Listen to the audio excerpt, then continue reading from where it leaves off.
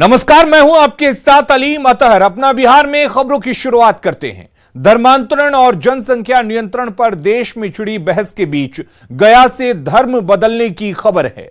दुबहल गांव के बाजितपुर और बेलवादी महादलित टोले में करीब 20 परिवारों ने धर्म परिवर्तन किया है। इन सभी परिवारों ने ईसाई धर्म अपना लिया है। बताया जा रहा है कि महादलित टोले के लोगों ने ईसाइयों की तरफ से आयोजित प्रार्थना सभा में जाना शुरू किया और फिर धीरे धीरे पूरी बस्ती ने धर्म परिवर्तन कर लिया।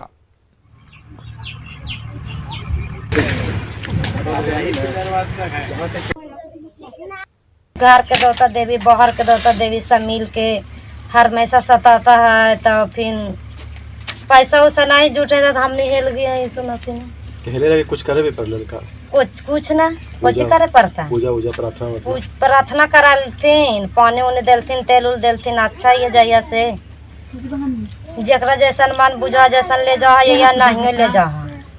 पोस्टर नहीं मांगा कि इतना हमको लाइए। अभी हम मौजूद हूँ गया के दुबहल पंचायत के वाजिदपुर गांव में महादलित टोला में, और यहाँ बताया जा रहा है कि कई जो लोग हैं महादलित लोग हैं वो धर्मांतरण किए हैं, ईसाई धर्म जुड़े हैं, हिंदू धर्म छोड़ करके। बताया जा रहा है कि कुछ लोग यहाँ की जो एक महिला है उनके बेटे जो है उनका तबीयत खराब हो गया था और उनको कई हिंदू रीति रिवाज में दिखाया गया था, डॉक्टर से संपर्क किया गया था, लेकिन वो ठीक नहीं हुआ। लेकिन बाद में जब किसी ने उनको बताया गया कि ईसाई धर्म से जुड़ करके वो अपने बच्चे को जो जिनका इलाज चल रहा था वो ईसाई धर्म जुड़ करके उसका इलाज हो सकता है और उसकी जो तबीयत है वो ठीक हो गया। और ऐसा हुआ भी, ईसाई धर्म वो जुड़ा और ईसाई धर्म जुड़ते हुए वो प्रार्थना सभा का आयोजन किया गया। उसके बाद कुछ दिनों के बाद जो उनका जो बेटा था वो पूरी तरह से ठीक हो गया। हालांकि बताया जा रहा है कि यह मामला 1.5 साल पहले का है और 1.5 साल पहले ही इस गाँव के जो लोग हैं वो हिंदू छोड़ करके ईसाई धर्म का अपनाया गया था। फिलहाल इस मामले में जो मगध मेडिकल थाना की पुलिस से जब बात किया गया तो उन्होंने भी साफ तौर से कहा कि यह कुछ नया मामला नहीं है, बल्कि जो लोग धर्मांतरण किए हैं वो स्वेच्छा से ही अपने 1.5 साल पहले ही हिंदू छोड़ करके ईसाई धर्म किया गया। अब देखना होगा कि आगे जो प्रशासन है इस पर अब की क्या कार्रवाई करती है। एलन लिली, न्यूज़ 18 गया। और हमारे साथ तो एलन लिली जुड़े हुए हैं। एलन, बड़ा मामला है धर्म परिवर्तन का। आखिर क्या वजह रही कि इन लोगों ने धर्म परिवर्तन किया और प्रशासन इस पर क्यों उदासीन बना रहा? देखिए, आपको बता दें कि ये महादलित के में शिक्षा का अभाव है और अंधविश्वास ज्यादा है और यही वजह है कि लोग जो है वो स्वेच्छा से अब दूसरे धर्म में परिवर्तन कर रहे हैं। हालांकि जो जैसे कि बताया जा रहा है कि किसी एक महिला की महिला के बेटे की तबीयत खराब हुआ था और उस दौरान वो अपने कई डॉक्टर के पास गए थे और कई लोग होता है जो भूत जो मानते हैं वो कई तरह के काम किए थे, लेकिन फिर भी उसका जो बेटा है वो उसकी तबीयत ठीक नहीं हो पाया। और किसी ने बताया कि वो आप चले जाइए ईसाई धर्म के पास, वहां जाइएगा तो आप बेटे ठीक हो जाएंगे। और कुछ दिन तो इसीलिए वो लोग जब प्रार्थना सभा में गए थे ईसाई धर्म में और कुछ दिन के बाद उसका इलाज किया गया और इलाज करने के दौरान वो ठीक हो गया। इससे उन लोग साबित हुआ कि सच में ये ईसाई धर्म जो है उनके मिल करके रहेंगे तो काफी हम लोगों का जो व्यवहार है वो सही रहेगा। और इसको देखते हुए एक एक करके कई लोग जो है उस बस्ती है, महादलित बस्ती है, एक एक करके कई लोग वो ईसाई धर्म परिवर्तन कर लिए। हालांकि आपको बता दें कि पुलिस भी इस मामले में गंभीर है और बताया जा रहा है कि जब मामला ये उजागर हुआ तो जो मगध मेडिकल जो थाना की जो पुलिस है मौके पर पहुंची और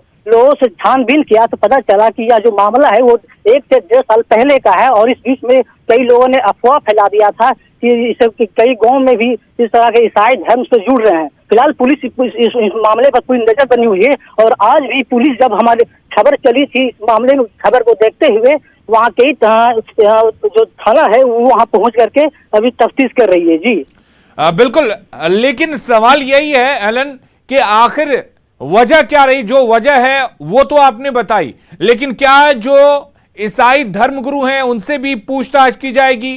क्या उन्हें किसी बात का प्रलोभन दिया गया? क्या किसी चीज का लालच दिया गया जिसकी वजह से ये लोग गए? ये तमाम जांच का विषय है। जांच का विषय है, लेकिन जिस महिलाओं से हम लोगों ने बात किया उस महिला ने खुद कहा कि हमें किसी के द्वारा कुछ पैसे का प्रलोभन नहीं दिया, राशन का प्रलोभन नहीं दिया गया, हम लोगों ने खुद स्वेच्छा से उनके पास गए हैं। और इसे बता सकते हैं कि जब कुछ लोग जब ईसाई धर्म परिवर्तन करने लगे तो कुछ लोग जो हैं वो ईसाई धर्म के जो गुरु है वो घर घर पर पहुंच करके लोगों को और उनको बरगलाना शुरू कर दिया। यही वजह है कि लोग अब धीरे धीरे और ईसाई धर्म, हिंदू धर्म छोड़ करके ईसाई धर्म में परिवर्तन होना शुरू कर दिया। जी चलिए, बहुत बहुत शुक्रिया एलन आपका तमाम जानकारी देने के लिए। और रुक करेंगे इस वक्त एक बड़ी खबर की। पटना से बड़ी खबर आ रही है जहां पर न्यूज 18 के ऑपरेशन पीला सोना का बड़ा असर हुआ है। 4 एसडीपीओ पर गाज गिरी है।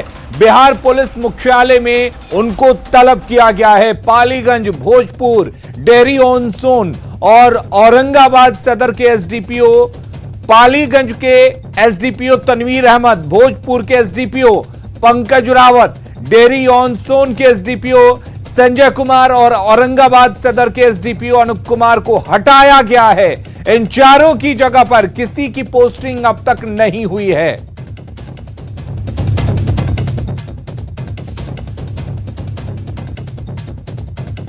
और अमित हमारे साथ जुड़े हुए हैं। अमित, न्यूज 18 के ऑपरेशन पेला का इसे बड़ा असर कहेंगे कि इस कदर यहां से इनको हटाकर और पुलिस मुख्यालय बुला लिया गया है। देखिए, निश्चित तौर पे चूंकि ऑपरेशन पीला सोना जिस दिन प्रकाशित किया गया था उसी दिन खनन विभाग के जो प्रधान सचिव हैं हरजोत कौर बम्हार, उन्होंने डीजीपी को पत्र लिखा था और सीधे तौर पे पुलिस सिस्टम पे सवाल खड़ा किया था और ये भी कहा था कि खनन विभाग और पुलिस महकमे के कई अधिकारी जो है वो नीचे से ऊपर तक वो मिले हुए हैं, जो बालू माफिया है उनको वो आश्वासन दे रहे हैं। और उसके बाद ये पूरी जांच जो है वो आर्थिक अपराध इकाई को डीजीपी की तरफ से सौंपी गई और उसका असर ये हुआ कि कल जहां 2 आईपीएस अधिकारी को 2 जिले के जो एसपी है उन्हें मुख्यालय अटैच किया गया। उसके साथ ही साथ कई पुलिस अधिकारी, इंस्पेक्टर रैंक के अधिकारी जो है, उसके अलावा एसडीओ को जो है मुख्यालय अटैच कर लिया गया और आज 4 एसडीपीओ को जो है वो मुख्यालय अटैच किया गया। तो लगातार जो कार्रवाई है वो मुख्यालय स्तर पे चल रही है, सरकार स्तर पे चल रही है और आज जिन 4 एसडीपीओ को मुख्यालय अटैच किया गया है जिनके नाम मैं बताता हूं कि उनमें जो है पालीगंज के एसडीपीओ तनवीर अहमद है, भोजपुर के एसडीपीओ पंकज रावत है। इसके अलावा बात कर ले तो इनके अलावा डेहरी ऑन सोन के जो एसडीपीओ है संजय कुमार, औरंगाबाद के सदर एसडीपीओ अनूप कुमार, इन चारों को मुख्यालय अटैच किया गया है और इन चारों की अभी कहीं पोस्टिंग नहीं हुई है और न ही इन चारों को जो हटाया गया है इनके जगह किसी और की पोस्टिंग हुई है। तो फिलहाल अमित एक बात तो साफ है कि न्यूज 18 इस तरह की खबरें दिखाता रहेगा। अगर प्रशासन की आंख नहीं खुली तो न्यूज 18 वो काम भी करता रहेगा, लेकिन एक चीज साफ है कि अगर आप काम नहीं करेंगे तो आपको माफी नहीं मिलेगी और न्यूज 18 जब भी इस तरह की खबरें सामने लाएगा कार्रवाई जरूर होगी। देखिए, निश्चित तौर पे न्यूज 18 लगातार सच्ची पत्रकारिता करता रहा है और इसकी सराहना भी होती रही है। सरकार स्तर से लेकर के राजनीतिक स्तर गलियारे तक लगातार न्यूज 18 की जो ऑपरेशन पीला सोना था उसकी जो है चर्चा हुई और सभी लोगों ने तारीफ किया और उसी का फलाफल ये रहा कि जब ये इस पूरी खबर की जो प्रकाशित जो खबर हुई थी उसे जब खुद खनन विभाग के प्रधान सचिव हरजोत कौर बम्हार ने देखा तो उन्होंने इसको लेकर के कड़ी आपत्ति जाहिर की और डीजीपी को सीधे उन्होंने एक पत्र लिखा और पत्र में तमाम जो बातें थी जो पीला सोना के दौरान दिखाया गया था, किस तरह से बालू खनन हो रहा है, बालू खनन हो रहा है और कैसे पुलिसकर्मी जो है उनकी मिली भगत है, जब इस पूरी बात का उल्लेख उन्होंने अपने पत्र में किया तो डीजीपी ने इस पूरे मामले की जांच, जैसा हमने पहले बताया, कि आर्थिक अपराध इकाई को सौंपा और उसके बाद हकीकत सामने आई। तो यानी कि खबर दिखाई गई और खबर का बड़ा असर भी हुआ। बहुत बहुत शुक्रिया अमित आपका तमाम जानकारी देने के लिए। बिहार के तकरीबन 10 जिले बाढ़ से बेहाल हैं, तकरीबन 10 जिले बाढ़ से प्रभावित हैं। आज सीएम नीतीश कुमार ने 7 बाढ़ प्रभावित जिलों का हवाई सर्वेक्षण किया। पिछले हफ्ते भी नीतीश कुमार ने 8 जिलों का एरियल सर्वे किया था और अधिकारियों को जरूरी निर्देश दिए थे।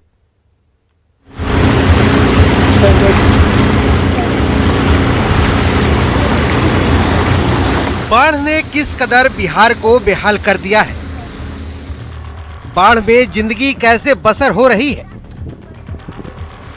और बाढ़ को लेकर सरकारी इंतजाम कितने पुख्ता है, इसका जायजा लेने के लिए सीएम नीतीश कुमार ने एक बार फिर हवाई सर्वेक्षण किया। मुख्यमंत्री ने पहले चरण में भागलपुर, बेगूसराय, खगड़िया और मधेपुरा का जायजा लिया, जबकि दूसरे चरण में मुख्यमंत्री ने पटना, नालंदा और नवादा का सर्वेक्षण किया। दरअसल हर साल की तरह इस बार भी बिहार के तकरीबन 10 जिले सैलाब का सितम झेल रहे हैं। ये है दरभंगा की तस्वीर, जो बाढ़ की भयावहता बताने के लिए काफी है। लोग सड़क किनारे अंतिम संस्कार कर रहे हैं। दरभंगा समस्तीपुर मुख्य मार्ग के किनारे लोग शवों का अंतिम संस्कार कर रहे हैं, क्योंकि बाढ़ का पानी एकमी शमशान घाट तक पहुंच चुका है। सड़क तो चालू है, लेकिन श्मशान घाट पूरी तरह से डूब चुका है। हर साल बाढ़ से हमारा श्मशान घाट डूबा रहता है। इसके लिए गवर्नमेंट आज तक कुछ नहीं किया। आज मजबूरी मैं रोड का फ्रंट साइड में मैं संस्कार करता हूँ। बहुत खतरा से हम लोग बच करके काम कर रहे हैं, संस्कार कर रहे हैं। इधर मुजफ्फरपुर में बूढ़ी गंडक नदी का कहर अभी भी जारी है। जैसा कि आप तस्वीरों में देख रहे हैं कि बागमती नदी खतरे के निशान से ऊपर बह रही है। मोतीपुर, मीनापुर, कांटी, बोचहा, मुसहरी और मुरौल प्रखंडों के इलाकों में बाढ़ का पानी घुस चुका है। शहरी क्षेत्र में चंदवारा आश्रम घाट, अखाड़ा घाट और शेखपुरा इलाकों में हजारों घर पानी में डूब चुके हैं। एसडीआरएफ की टीम बाढ़ इलाकों में लगातार निगरानी कर रही है। पानी की गहराई 60 फीट से ज्यादा है, जिससे नदी के दोनों तटों पर भारी दबाव की स्थिति है। कि ये नदी के किनारे जितने भी मकान बने हुए हैं, यहाँ लगभग 300 ऐसे मकान हैं जो इसी तरीके से पानी में डूब गए हैं। और यहाँ के लोगों का जो लाइफ है वह काफ़ी इंडेंजर्ड हो गया है, खतरे में आ गया है। उन्हीं के रेस्क्यू के लिए एसडीआरएफ की टीम बनाई गई है। पदाधिकारी हमारे साथ है। बाढ़ जैसे हालात में प्रशासन द्वारा सूचना मिलता है कि इस इलाके में पानी घुस गया है और जो ग्रामीण है वो अस्त व्यस्त हो रहे हैं, तो उनको निकालना निहायत ही ज़रूरी होता है। उसमें से सबसे पहले जो बुजुर्ग हैं और जो प्रेग्नेंट महिला है, गर्भवती महिला है, उनको सबसे पहले प्राथमिकता दी जाता है। मिथिलांचल के बाद अब जरा सीमांचल की तस्वीर देखिए, जहां अररिया के वार्ड नंबर 11 और 12 में लोग अपने ही हाथों से अपने आशियाने पर हथौड़ी चला रहे हैं, क्योंकि परमान नदी अपनी तेज धारा से सब कुछ लीलने पर आमादा है। शहर के इस हिस्से में रहने वाले लोगों का कहना है कि बीते 5 सालों में यहां से करीब 100 परिवार का घर नदी में समा चुका है। लगातार कटाव से यहां नदी की गहराई अधिक हो चुकी है, जिसकी वजह से कभी भी हादसा होने का खतरा है। और ये खतरा का घंटी है। सब यहाँ गरीब वर्ग के लोग रहते हैं। जमीन इतना महंगा मिलता है। रोड भी जाकर के हाल ही में बना, बिजली का खूंटा लगा, सब लगा। और आगे अगर कटाव अगर रोकथाम नहीं होगा तो ये धार है, ये धार में अगर जाकर के करंट बहुत ज़्यादा रहता है तो ये फोर मार सकता है और इधर आगे भी नुकसान कर सकता है।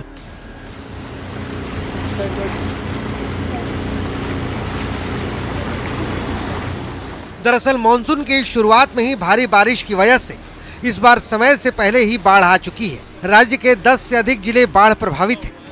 हजारों की आबादी जिंदगी के लिए जल से जंग लड़ रही है। न्यूज़ 18 के लिए मुजफ्फरपुर से सुधीर कुमार, अररिया से सतीश कुमार और दरभंगा से विपिन कुमार की रिपोर्ट।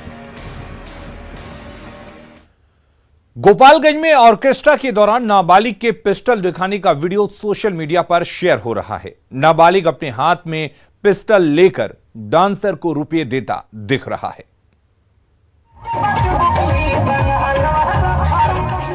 गोपालगंज का ये वीडियो देखिए, जहां ऑर्केस्ट्रा के दौरान पिस्तौल लहराने का वीडियो वायरल हो रहा है।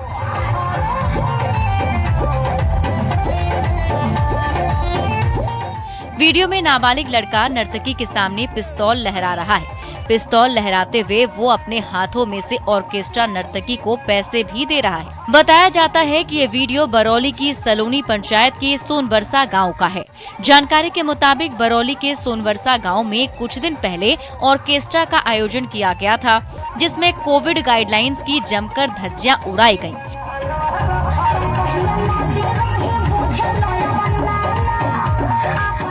वीडियो में आप देख सकते हैं वो नाबालिग किस तरह पिस्तौल की नोक पर नोट नर्तकी को दे रहा है।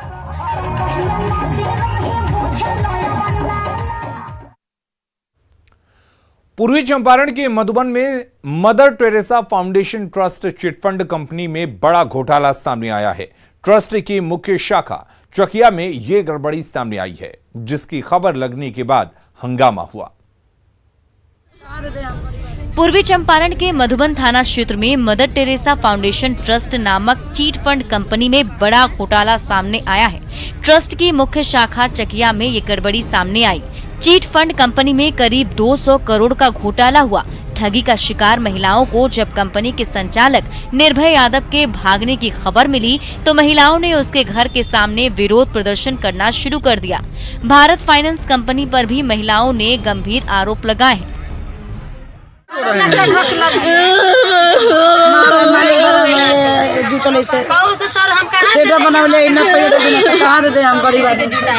इनका पैसा का चीट फंड कंपनी के जो अभी हाला हो रहा है उसी के लिए इनका पैसा ट्रेजेडी हो गया है।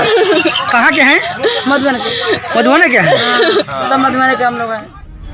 ठगी का शिकार हुई महिलाओं ने पुलिस प्रशासन पर भी निर्भय यादव को भगाने का आरोप लगाया है। फिलहाल पुलिस कंपनी चलाने वाले निर्भय यादव के घर पर कैंप कर रही है। मोतिहारी पुलिस ने सीबीआई के फर्जी एसपी को गिरफ्तार किया है, जो कि खुद को सीबीआई का एसपी बताता था और पुलिस पर दबाव डालकर अपना काम कराता था। साथ ही बेरोजगार युवकों से नौकरी दिलाने के नाम पर पैसे भी ऐंठता था। गिरफ्तार आरोपी के पास से 5,60,000 रुपए नकद, फर्जी आईडी कार्ड, सीबीआई का फर्जी सील, राष्ट्रपति और मुख्यमंत्री का मुहर बरामद किया गया है। आरोपी गोविंदगंज थाना के राजेपुर गांव का रहने वाला है, जो पिछले 1 साल से फर्जी एसपी बनकर अफसरों से लेकर आम जनता तक को चूना लगा चुका है। 14 जुलाई को गुप्त सूचना के आधार पर एक व्यक्ति को संदिग्ध परिस्थितियों में हिरासत में लिया गया था और गोविंदगंज थाना में पूछताछ के क्रम में ये पता चला कि वो अपने आप को सीबीआई का एसपी बताकर लोगों से भयादोहन करता है। इस व्यक्ति का नाम है अमोल कुमार, साकिन राजेपुर, थाना गोविंदगंज। साथ ही इसके पास से फर्जी आई कार्ड प्राप्त हुआ है जिसमें सीबीआई एसपी लिखा हुआ है। साथ ही एक बैग से जो इसके पास था उससे 5,60,000 रुपए भी बरामद हुए हैं।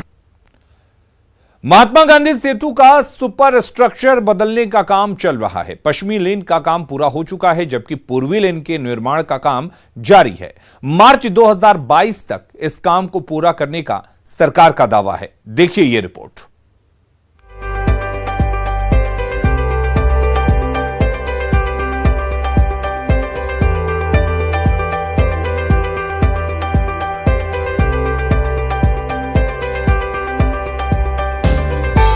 महात्मा गांधी सेतु पर जल्द ही जाम की समस्या से निजात मिलेगी। पुल के जर्जर हो जाने के बाद इसके पुराने स्ट्रक्चर को तोड़कर स्टील से नया सुपर स्ट्रक्चर बनाया जा रहा है। गांधी सेतु के पश्चिमी लेन का काम पूरा हो चुका है, जबकि पूर्वी लेन का काम जारी है।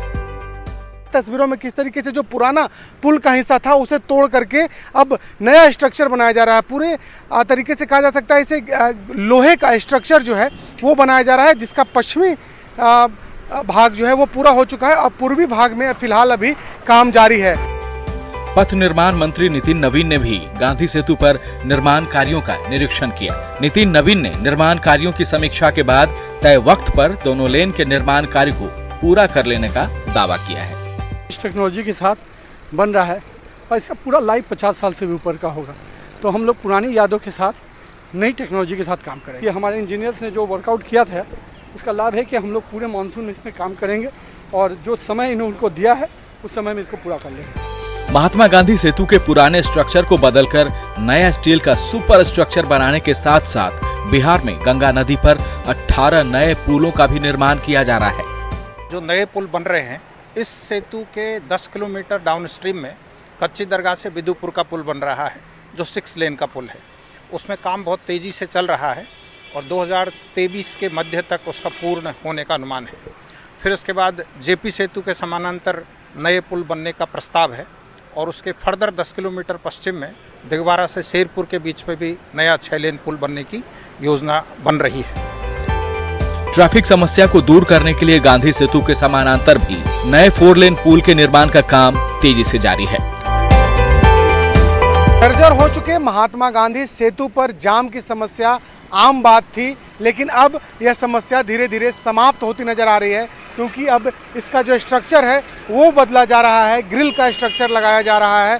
1 लेन का काम पूरा हो चुका है, दूसरे लेन का भी काम कहा जा रहा है कि मार्च महीने में समाप्त कर लिया जाएगा। इसके साथ ही साथ पथ निर्माण विभाग ने यह भी दावा किया है कि जल्द ही गंगा नदी पर कुल 18 पुल नजर आएंगे, जो कि 64 लेन के होंगे। फिलहाल अभी 4 पुल हैं जो सिर्फ 10 लेन के हैं। तो कहा जा सकता है कि गंगा नदी पर पुलों की संख्या बढ़ने जा रही है और साथ ही साथ जो ट्रैफिक की समस्या बिहार में है और लोगों को जो परेशानियों का सामना करना पड़ता है उससे छुटकारा मिल जाएगा।